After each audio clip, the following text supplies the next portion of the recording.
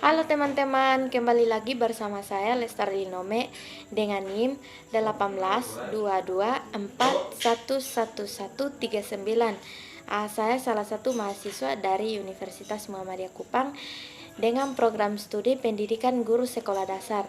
Mata kuliah pembelajaran tematik terpadu dengan dosen pengampu mata kuliah Bapak Jul Hidayat Muhsam SPD MPD.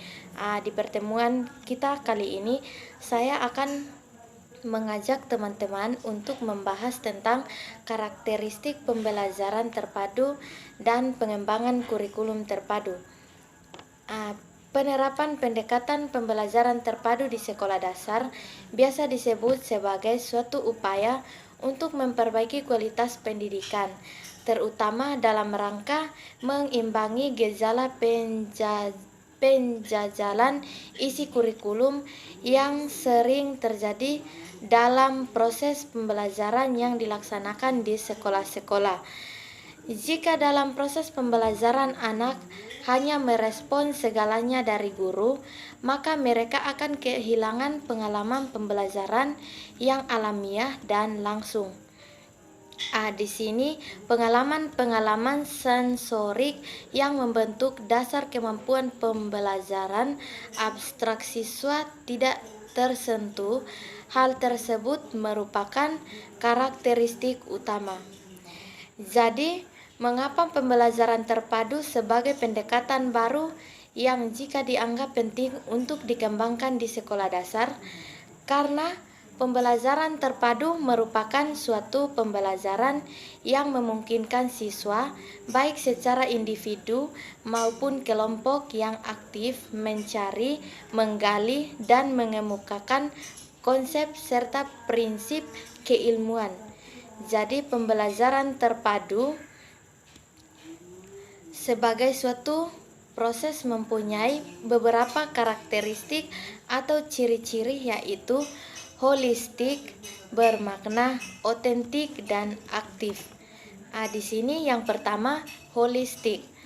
Holistik sendiri adalah suatu gejala atau fenomena yang menjadi pusat perhatian dalam pembelajaran terpadu, diamati dan dikaji dari beberapa bidang kajian sekaligus, tidak dari sudut pandang yang terkotak-kotak. Pembelajaran terpadu memahami suatu fenomena dari segala sisi. Pada gilirannya nanti, hal ini akan membuat siswa lebih arif dan bijak di dalam menyikapi atau menghadapi kajian yang ada di depan mereka. Yang kedua, bermakna. Bermakna di sini sendiri adalah pengkajian suatu fenomena dari berbagai aspek seperti yang dijelaskan di atas, memungkinkan terbentuknya semacam jalinan antara konsep-konsep yang berhubungan yang disebut skemata. Rujukan yang nyata dari semua konsep yang diperoleh dan keterkaitannya dengan konsep-konsep lainnya akan menambah kebermaknaan konsep yang dipelajari. Siswa mampu menerapkan perolehan pembelajarannya untuk memecahkan masalah-masalah yang muncul dalam kehidupannya. Yang ketiga adalah otentik. Otentik di sini adalah pembelajaran terpadu memungkinkan siswa memahami secara langsung prinsip dan konsep yang ingin dipelajarinya melalui kegiatan belajar secara langsung. Mereka memahami dari hasil belajar sendiri, bukan sekedar pemberitahuan guru. Informasi dan pengetahuan yang diperoleh sifatnya lebih otentik. Misalnya, hukuman pemantulan cahaya diperoleh siswa melalui eksperimen. Guru lebih banyak berperan sebagai fasilitator, sedangkan siswa bertindak sebagai aktor pencari informasi dan pemberitahuan. Yang keempat aktif.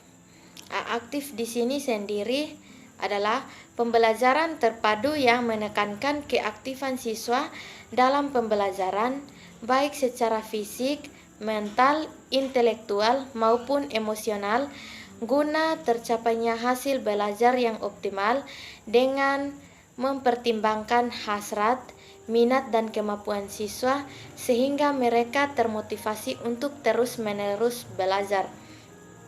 Dengan demikian, pembelajaran terpadu bukan hanya sekedar merancang aktivitas-aktivitas dari masing-masing mata pelajaran, sepakati bersama dengan melirik aspek-aspek kurikulum yang bisa dipelajari secara bersama melalui pengembangan tema tersebut. Di sini saya akan mengambil kesimpulan. Kesimpulan di sini, pembelajaran terpadu adalah sebuah pendekatan pembelajaran mengajar yang memadukan sebagai konsep belajar, mengajar, mata pelajaran, dan satu paket pembelajaran yang saling berkait.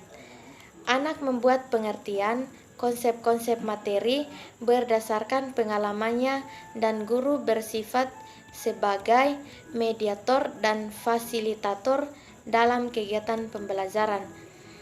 Sedangkan pengembangan kurikulum terpadu adalah kegiatan menata keterpaduan berbagai materi pembelajaran melalui suatu tema lintas bidang membentuk suatu keseluruhan yang bermakna sehingga batas antara berbagai bidang studi tidaklah ketat atau boleh dikatakan tidak ada.